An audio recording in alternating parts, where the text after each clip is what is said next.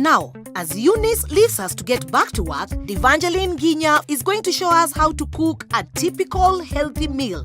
Now, let's see how to do healthy cooking using food from 4 of the 7 child food groups. That is, vegetables, eggs, spinach, and bananas. You just put enough water just to cover them, to make them well cooked and to leave them soft, because we don't want to lose any nutrients as we are discarding the water for our children. So we mash it nicely. So our bananas are now well done.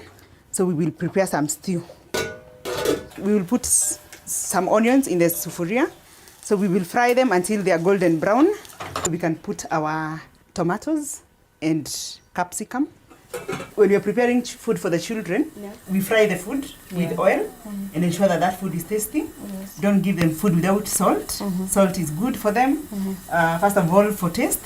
And also the salt that we have in Kenya is fortified with iodine, which helps in preventing goiter. Okay. Yes. So is our mixture ready? Yes, our mixture is ready. Now we can add our eggs. Okay.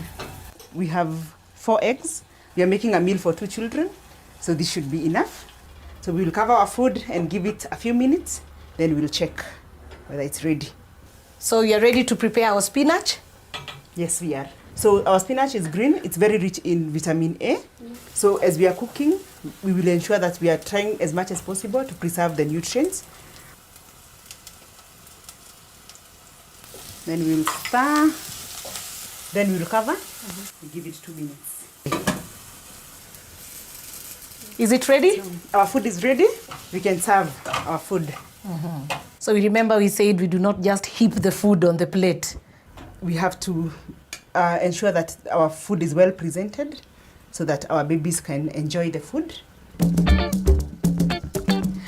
Wow, it looks delicious. Sure it does. And there we are. Healthy food so our children grow tall and strong.